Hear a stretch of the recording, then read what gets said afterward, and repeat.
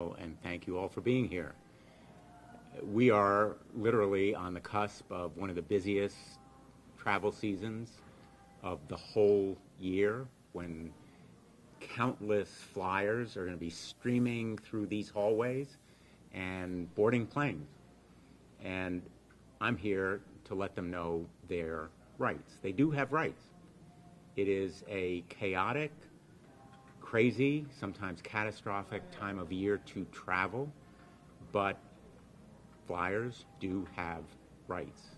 If you are bumped from a flight, the airline must pay you up to $1,350. If your bags are damaged or delayed, you are owed money by the airlines, up to $3,500.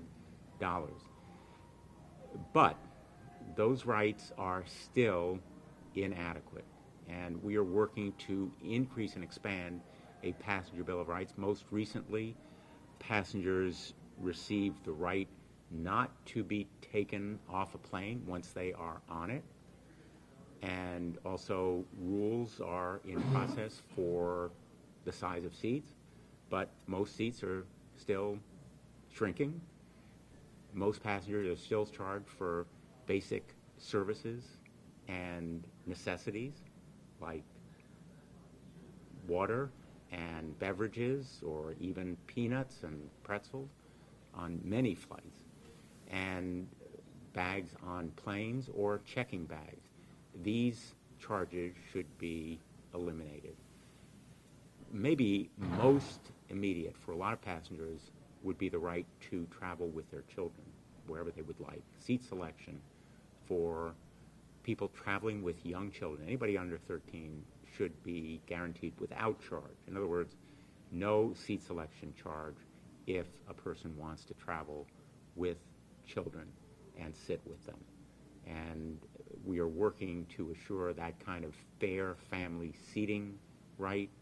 We're also working to reduce the kinds of charges that passengers may be charged, and we are working to increase the seat size. There is incredibly no minimum size for seats under current rules, and the Department of Transportation has an obligation to provide those kinds of standards. Now, the rights that flyers have now have been expanded under the FAA reauthorization bill back in 2016, but many flyers are unaware of them because they are buried in the dense small print of the Department of Transportation website.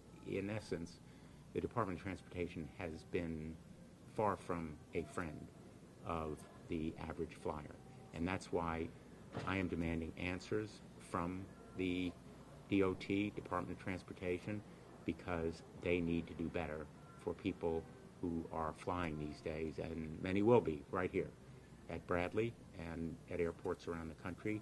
The kinds of delays, bumped flights, charges and fees, overbooking, and general hassles certainly need to end. Nickel and diming passengers and charging these fees is really a disservice to them, and families have a right, or should, to sit together. So, Senator, I have some questions. So, you're referring to the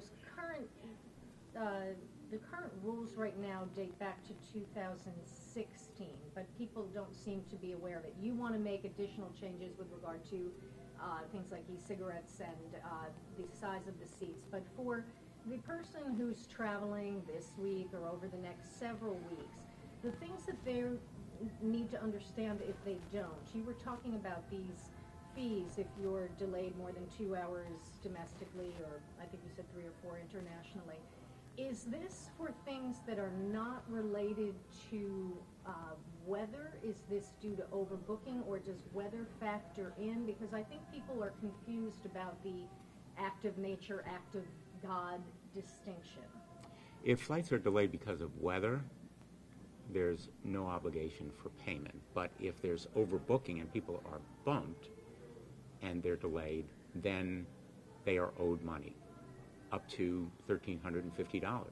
Now, that amount really should be increased, so it's a real disincentive for the airlines to bump people and overbook. And if their baggage is damaged, lost, or delayed, they are owed money, regardless of the cause. And that's up to $3,500. But again, the amount should be increased to put teeth into these rules. That's under the current rules as of 2016. The more recent ones are also very important, like no e-cigarettes and no removal once people are on the plane. It's one thing if they're bumped before they board the plane. They should not be removed once they're on the plane.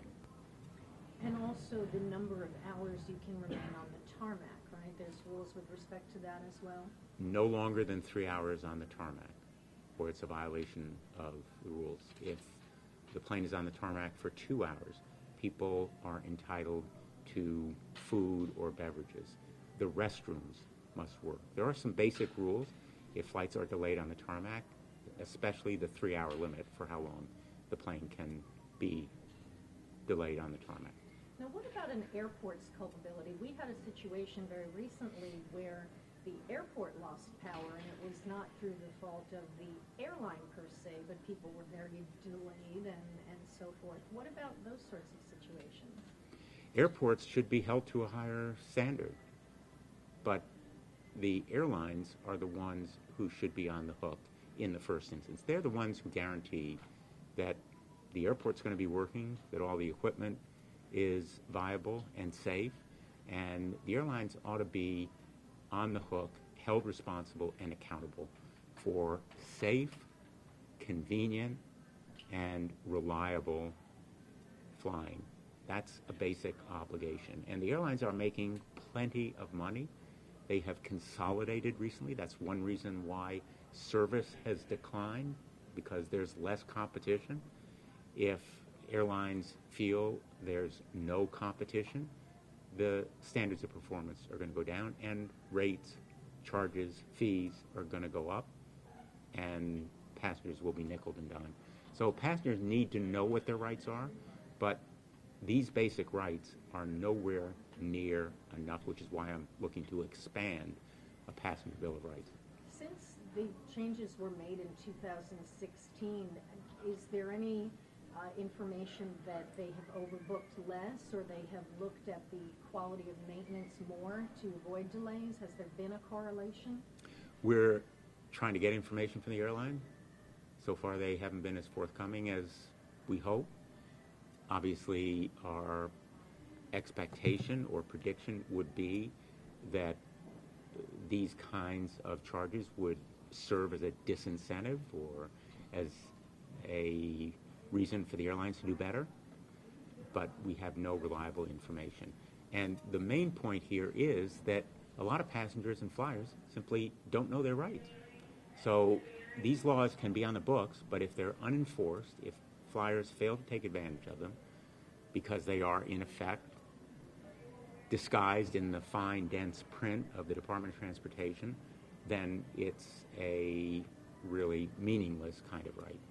Would you suggest that maybe this information should be printed on their ticket or somewhere, unless you go on the Department of Transportation website and pour through all this? Should it be something, you know, the way cigarettes have cigarette warnings, I mean, should it be something that's right in their face? Whether it's a warning or guidance or notice, certainly passengers need to be better informed. And maybe at the time that they book their tickets, they should be told about the rights they have, so that if they're bumped or delayed or their baggage is lost, they will know they're entitled to money, real money, payments of $1,350 in cases of bumping and $3,500 in case of lost damage or delayed baggage. Is that based on the price of the ticket, is how they arrive at those numbers when it's up to $1,350? Or? It's based on the price of the ticket and the amount of delay, and the loss if there's a bag. Other questions? Can I ask a question off topic? Sure. Can you talk about we can get you afterwards. Yes. Okay. Can you talk about the Senate Democrats suing to block Matt Whitaker from serving as Attorney Yeah. General? installing Matt Whitaker as acting Attorney General defies constitutional law. The Senate is entitled, in fact, we have an obligation to advise and consent under the Constitution. This dictatorial and autocratic action to appoint, in effect, a constitutional nobody, a lackey and sycophant, is not only bad policy, it is unacceptable as a violation of the Constitution. U.S. senators have a right and a responsibility to scrutinize the top law enforcement official of the United States when he or she is installed, and the President's action here deprives U.S. senators of that right. And that's why we have no recourse but to seek redress from the courts. Two of my colleagues and I, three of us, are going to court today asking that the President be stopped from this dictatorial violation of the United States Constitution in failing to seek advice and consent, scrutiny and approval from the United States Senate as is obligated under the Constitution. If President Trump is subpoenaed by Robert Mueller, do you feel that Whitaker can stop that? Whitaker may claim the power to block a subpoena for President Trump. He is in no way a legitimate acting Attorney General with the rightful power to stop a subpoena. That is one of the reasons that we are going to court, so that someone in that position be rightfully confirmed by the Senate with the authority. And we believe that whatever the individual or the action taken on the special counsel or any other sphere, there's a constitutional obligation for the United States Senate to advise and consent.